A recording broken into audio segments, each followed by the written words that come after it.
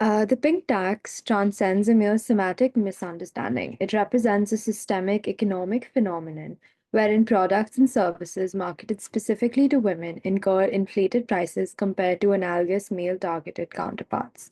This disparity, fundamentally divorced from a justifiable production or material cost differentials, constitutes a form of implicit gender based price discrimination. The cumulative financial impact of this practice over a woman's lifespan is substantial, contributing to a tangible erosion of economic equality. Within the contemporary socio-economic landscape characterized by heightened scrutiny of gender-based disparities, the pink tax functions as a salient illustration of how gender continues to exert a significant influence on consumer spending patterns. Empirical analysis reveals that this pricing discrepancy manifests across a diverse range of consumer goods, including personal care items, apparel, and service provisions. This systematic overpricing not only imposes a direct financial burden, but also perpetuates a cycle of economic disadvantage, thereby exacerbating existing gender based inequalities. The phenomenon necessitates a critical examination of market dynamics, consumer behavior, and regulatory frameworks to ascertain effective mitigation strategies. Furthermore, the pink tax illuminates the complex interplay between gender marketing strategies and consumer economics. So my first question that I throw open to you guys is what is pink tax and how does it interact with other economic inequalities such as the gender pay gap? I can take this up. So a pink tax is basically a phenomenon, an economic process where products that are particularly targeted to or advertised to women are priced higher than like products comparable to like similar products that are advertised or targeted to men. And this happens despite similar costs incurred by the firms, which is why there's sort of like an inequality there. And speaking of how it intersects with other economic inequalities such as the gender pay gap, the thing is that it's very much a reality that in most of the countries for similar work, women still earn less. So there, it is sort of like a double disadvantage, the detriment to the purchasing power of women, where they're already earning less than men, and then the products which they buy are cost higher than the products for men, which is why it's sort of like a double disadvantage to their purchasing power. I think pink tax becomes the highlight of where feminist Marxism would, insert itself, because it's not just an accident that these things have been created. So you have patriarchy that exists at first. It creates insecurities that are specifically targeted towards women. You have um, maybe color of the skin or your body type, and then capitalism inserts itself, and then it creates solutions to target these insecurities. So whether it's skin bleaching creams, diet pills, or bodysuits, you have solutions that are specifically being targeted towards women, and then you increase the prices of these things so that obviously capitalists benefit off of these things. And then combined with the gender gap, gender disparity that women face, it's like a double-edged sword kind of a thing. So you keep women under control financially as well as mentally by targeting their insecurities. Just as an example of like the pink tags, I don't know if I can mention I would rather not mention the brand name, but I have it open. Now, pink taxes are usually prevalent in like mostly in personal care products. So I have it open with me. There's a certain brand, and I just did a search that first I searched. Can you guys hear me?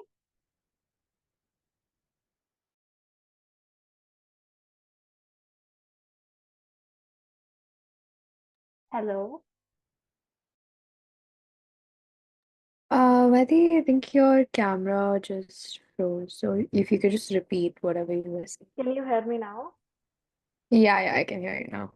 Okay, so I just did a search like a certain brand name and then shampoo for men and then shampoo for women, and it's basically the bottle is exactly the same, and it's just written for men and then on the other one for women, and it's both of them are 180 ml, and the shampoo for men, which is basically two in one for conditioner plus shampoo, it's priced at like 182 rupees, Whereas like the women, like the exact same brand and the exact same shampoo, but just for women, it's a brand like it costs 195 rupees. So that is a clear example. You guys can just go Google search and just search shampoo for men and shampoo for women, and you can clearly see how the pink tax is functioning through personal care products.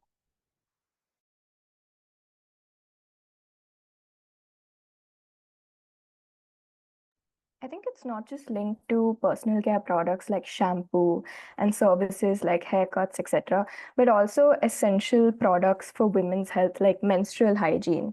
And this price discrepancy is not really linked to the cost of production, like Vaidhi said, but rather the perceived value of the product. And in India, we continue to face a very persisting gender wage gap issue, and many studies have also shown that women draw up to 25 to 30% lower wages than their male counterparts in very similar positions. And this is due to multiple issues like cultural bias, gender discrimination, etc. So women's buying power is really negatively affected for items that are essentially non-negotiable.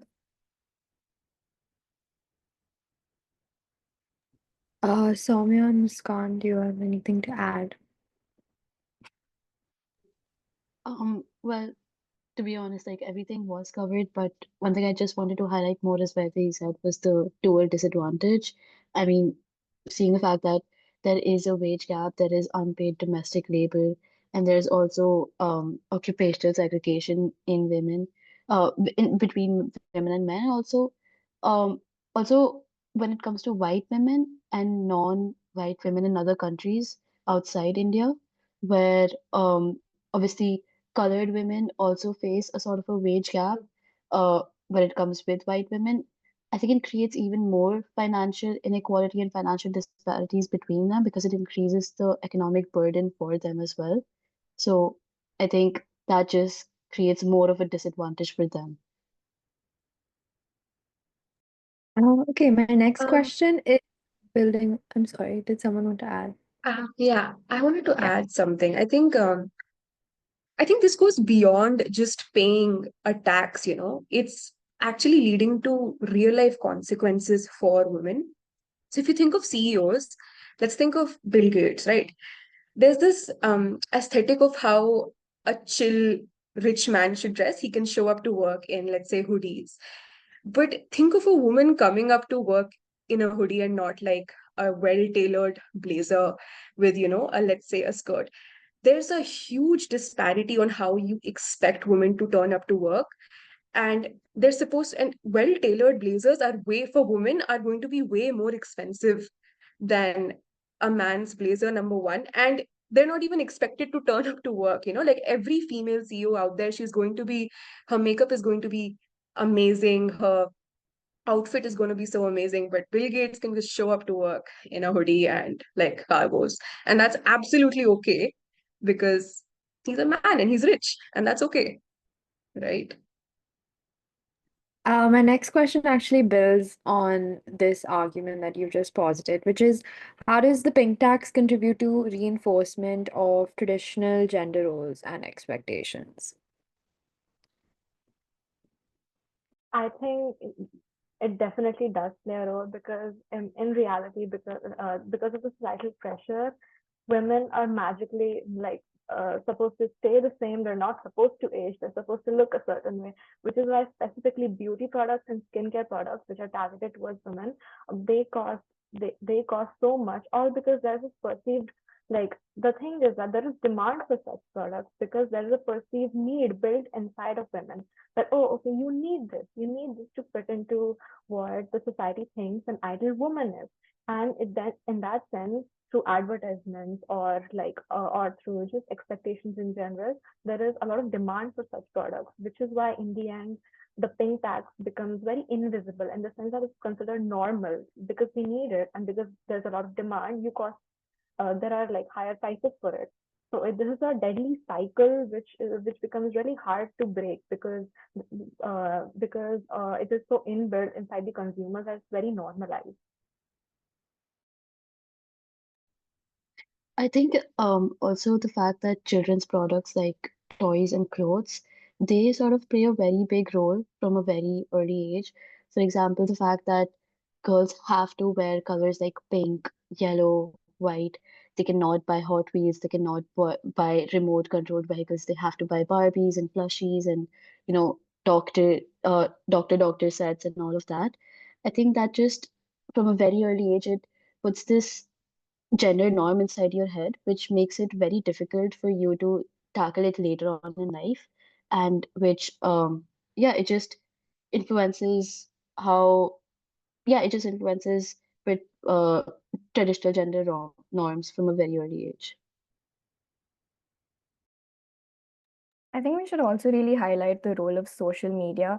We have influencers that are pushing beauty standards every day and over consumerism by marketing certain products as must have products. It really shows how these companies have really molded society to accept these price increases without question. So, a lot of these products are marketed as absolutely necessary, even though they might not be. Coming, Adding to yeah, what Meghna said, continue. I think beyond just necessary, it's like you're taking care of yourself. That agenda is also boosted that this is self-care for you. Like I think L'Oreal's slogan, you're worth it. Like, you're worth enough to spend this much and take care of yourself despite how much the price ranges. You're just supposed to take care of yourself to obviously appear better. So it's like, you're pushing a certain patriarchal agenda with capitalist ideals, right? I would also like to say how brainwashing this all is. That when you see how the whole patriarchal system works, the fact that men are spending more on self care is recently coming up. It was not a thing. So if you see a very highly priced male product, you like they won't generally buy it. But a female product, no matter how highly it is priced, they're definitely gonna buy it because females are expected to put more care and to look more good. And and the very fact that the word pink tax also I feel is very inherently patriarchal. The very fact that you're connoting the word pink with femininity is also very patriarchal and traditional thing.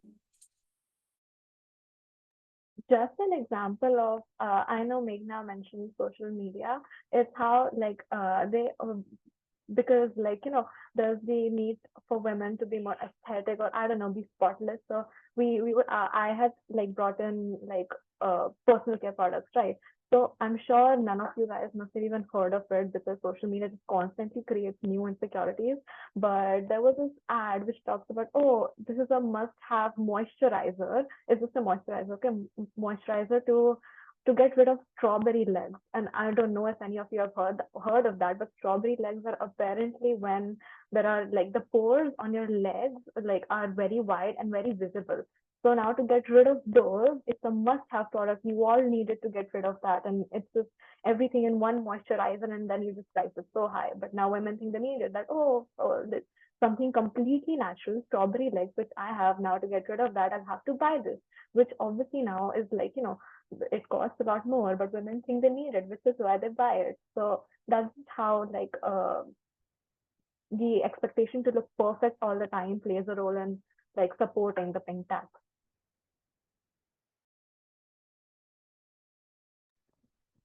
I think adding on to what you said, like I think it's in the role of reinforcing gender stereotypes. Like along with gendered pricing, there is also gendered advertising. So not only are these products that are targeted for women priced higher, they're also marketed in a very feminine manner. So when you look at packaging or even adverts and commercials, it's pushing a very uh patriarchal agenda, as many of you have talked about, where women are supposed to, like, all these feminine products that are representative of women are kind of pink and they have like delicate names and they're like scented after flowers, and then you have the corollary happening for male targeted products. So I think in that way it definitely does, both marketing and the pricing itself definitely do contribute to reinforcement of like a very traditional patriarchal system. Which brings me to my next question, which is There is what one role more does, point I would like to add. So I yeah, want to mention gender neutral products, how they are priced less than female products, but more in line with the male-centered products. So the gender neutral term and that they're priced less than female products. So when a female consumer buys them, it gives the feeling that you're not putting that much effort into yourself that you should. That is also, I feel, pushes the woman towards more traditional thinking of being more presentable and then buying these female centered products. yeah, definitely. My next question is what role does consumer awareness play in perpetuating or combating the pink tax?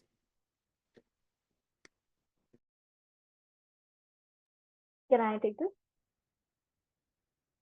I feel like when it comes to consumer awareness, a lot of us we often don't realize that we're paying more for similar products. And I feel like one of the reasons why we don't realize it is that there is no explicit bar against us buying cheaper products which are directed to men. There is no explicit bar towards it. And then we just feel like, oh, we're just like, this will help us more, which is why we're buying it. And it's fine if it costs more, but the whole point is that we should realize that products which use similar packaging, similar ingredients, just the marketing is different or like the color of the packaging is different. We need to realize that they shouldn't be priced that differently anyways. And I feel like that realization or a shift to sort of unisex products or just being conscious of the fact that, oh no, like, I'm paying more for this. Maybe I should like rethink my choices, because again, like demand, we can only tackle this problem from the demand side because they'll keep on advertising and the supply is definitely there. But as long as we're not conscious enough that okay, this is an issue, and then we change our buying practices, I feel like this will like constantly come up again and again. And again, social media here plays like a huge role because we constantly see in social media, oh, we need this, we need that. So then it becomes ingrained in our mind, and then we don't even realize that, like, we're buying more expensive things. So consumer awareness definitely can play a role. If we like from the demand side, if like although this again I'm mentioning the demand side, but this again cannot work for necessary products like sanitary pads, because these are highly inelastic. Even if you increase the prices, like women will obviously have to buy it. The only what will happen is that like women, poor women who don't have the money will not be able to buy it. So obviously in some products, it is not practical that, oh, okay, we tackle the demand side. But yeah, for personal care products or other like, or clothing products, it can definitely be used to tackle the pink tax. So price is something I feel is very intricately related to the consumer itself. So it is even in capitalism there is this theory that it is consumer friendly because consumers can just stop purchasing the product if they feel that it is not if they feel like it doesn't meet the demands or it's too pricey and stuff like that. So here also, if the female consumers or the consumers in general just do their research and stop buying all these highly priced products and go for their alternatives.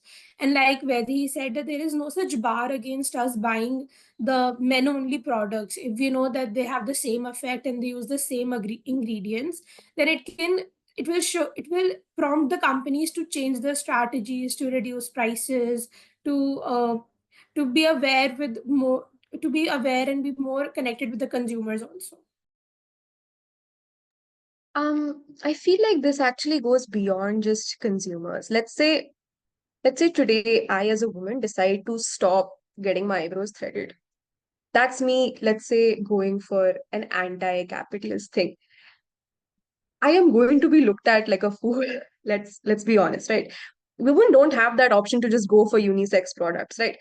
We stop buying things, we are going to be punished by society. That's the reason it works, because you're buying these things because patriarchy is punishing you, and then you are giving a benefit to capitalism. So the moment you stop giving that benefit to capitalism, you are going to be looked at with raised eyebrows by society. That's the entire reason it works.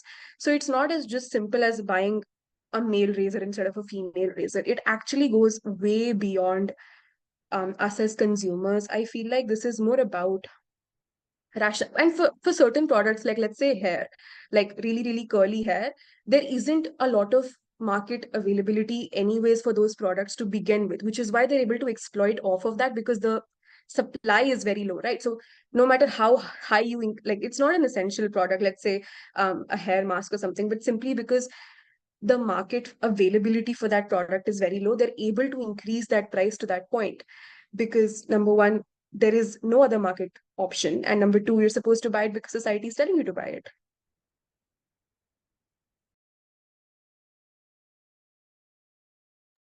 By the way, we are talking about. Yeah. Can you hear me now?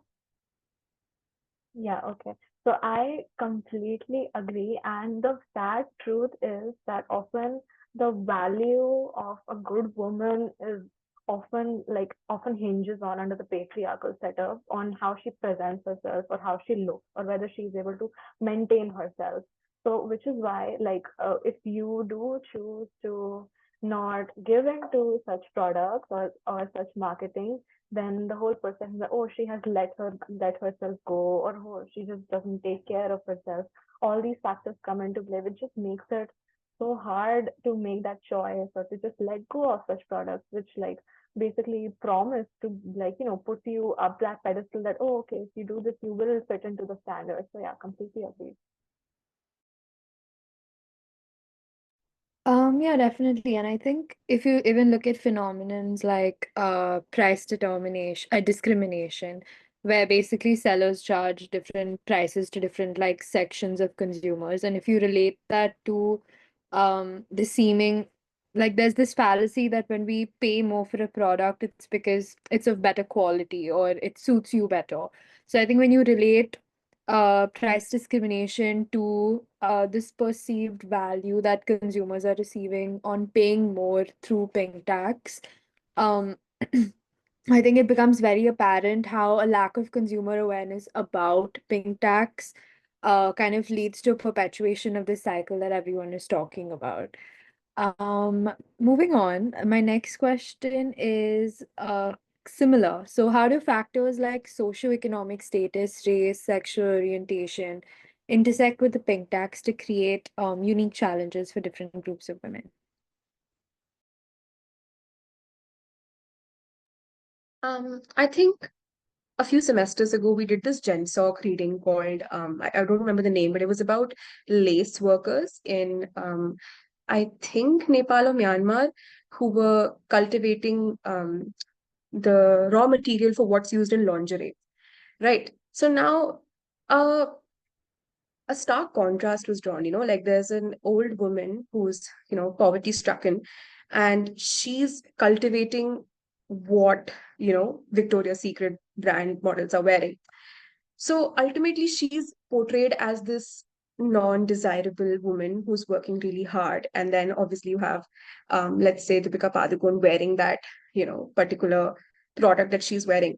So women who come from, um, places where you can't actually access these elite, luxurious, essential products that are necessary to make a woman the it girl, they're, they face some sort of a double jeopardy, because not only are they able to, they're not able to access these products because of capitalism to begin with, but now they feel like less of a woman. They feel like, they feel they don't feel attractive enough to actually even compare themselves to, let's say, people who are wearing these products, right?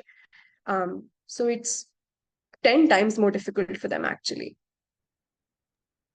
I feel like the most obvious factor at the most obvious example of the intersectional implication of the pink tax is just the already less economic opportunities which women from the oppressed class as well as caste, they already have lesser economic opportunities, and when it comes to them, the pay gap becomes even more they're paid lesser than the male counterparts, and they have less opportunities than females from the dominating castes and classes. So for them, it becomes even when it comes to necessary personal care products like sanitary pads, etc., it becomes even more difficult for them. So that they are again at a triple disadvantage here, because they have such less opportunities to earn. However, they are still forced to buy products at a higher price.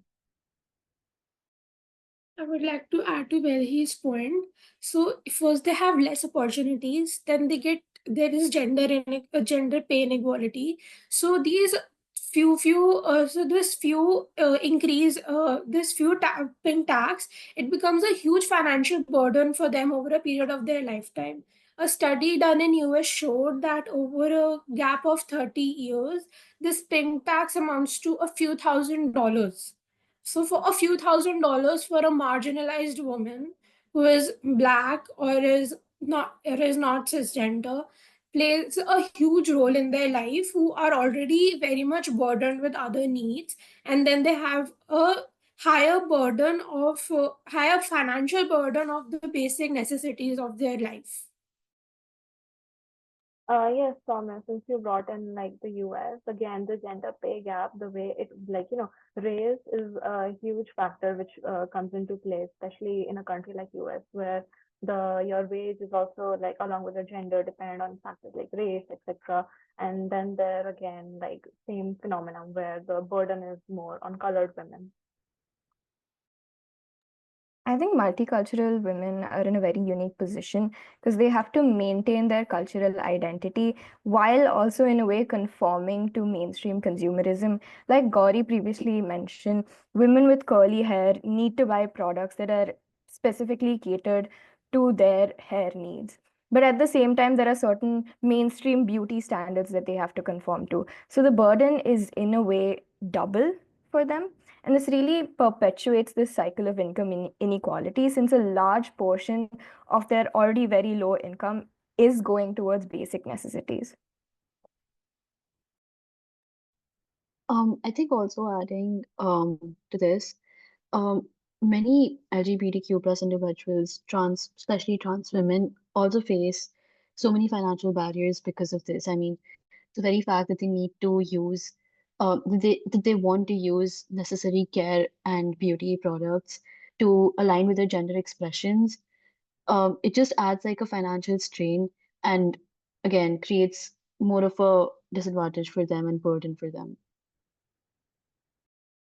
Right, adding on to just quickly what Muskan said, when you are also perpetuating something like pink tax and gendered advertising, you're also essentially creating gendered product differentiation. And there's a big vacuum for people who don't necessarily align with either of the two traditional um, genders of male and female. So I think in that way, if you look at trans rights and the LGBTQ community, like it does create a vacuum in terms of products that they are able to like access or products that they're able to kind of align with.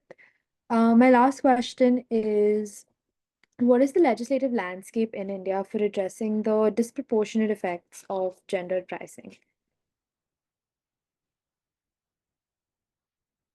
So currently, there is no such framework or even mention of pink tax in the legislative framework, or even discussion or mentioning about pink tax.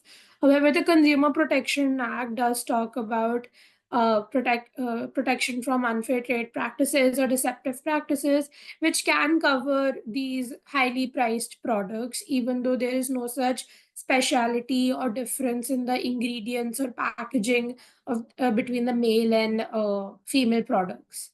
And then recently there was this talk about GST being reduced on sanitary pads and personal hygiene of women. That is also, I think, that does something about reducing the financial burden on the female products, but it's not really related with pink tax because that's more of a corporate in nature than government. Yeah, exactly. I feel like the issue is that even though we have the Consumer Protection Act, which talks about such unfair trade practices, however, doesn't say anything specifically about the gender-based like marketing of products or the higher cost of products targeted to women, which is where it becomes very tricky to actually hold markets accountable to the price differential, which is where it becomes very tricky. Same way, like even though I feel like Soumya mentioned something about like taxes on sanitary pads. I feel like that is definitely a welcome step in the sense there are some other countries also that have done it. But for other products, I feel like it becomes very hard to use either like the Consumer Protection Act or even the Constitution, which prescribes equality, because the wording of the legislation and the Constitution, whereas such practices, whether it really fits in, that becomes very complicated.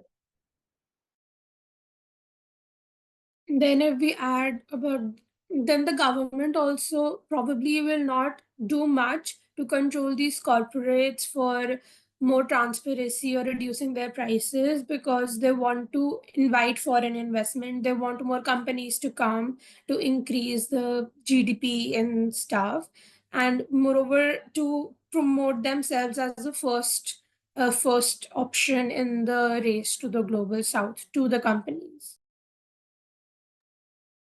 I think the issue as to why we're struggling so much with the abolition of pink tax is because when we talk about the abolition of pink tax, we're often thinking, oh, GST. And although we have moved, towards a better step, I think in 2018 they banned the 12% GST on sanitary pads. But we're not talking about tax to the government. We're talking about tax to the company, to the capitalists. And to regulate some other company's products and telling them that, oh, you are not supposed to hit this mark, that's a difficult thing to do. And I think the only legislative rights then we are accounted with is maybe Article 14 when it comes to equality, right? This is technically us women being targeted on the basis of their gender. And this is, I think, the only recourse we're left with as of right now, other than maybe, let's say, Consumer Protection Act and unfair pricing. And I think this is where we can learn, not to be an Orientalist, but this is where we can learn from maybe, let's say, countries like Canada, US, or France, who have actively targeted gender-based pricing, not from the tax perspective of the government, but of the company's perspective as to how they're presenting their arguments. Like, I think in the US, I think a bill was presented called the Pink Tax Repeal Act. And although it's still being deliberated, but it's been brought to the Congress. And we're not even there yet. We're not even recognizing that, okay, this is not a tax to the government, but a tax to, let's say, someone's private pockets. So I think that's the step we have to recognize and then achieve that goal first. As Gauri said, that it's hard for the government to control the corporates, which is basically a fiction person, to tell them how to price their products. But I think the government can do more about in transparency in their marketing strategies. Even though the government is already compulsorizing that you have to mention all the ingredients in the on the packaging. However, due to so many options and due to globalization, it is very hard for a consumer to research, and especially just for the price. It's gonna take a long period of time to just choose one single product, which is wasting more time. And if you see time in comparison of money, then time is money. So I feel like the government can do more about streamlining these researches and giving a comparison towards, and or basically doing the research for the consumer. I feel like would be one good initiative by the government.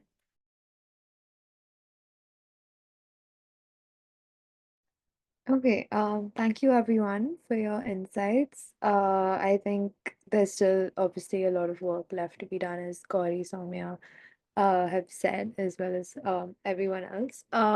Thank you so much for participating, and have a nice day.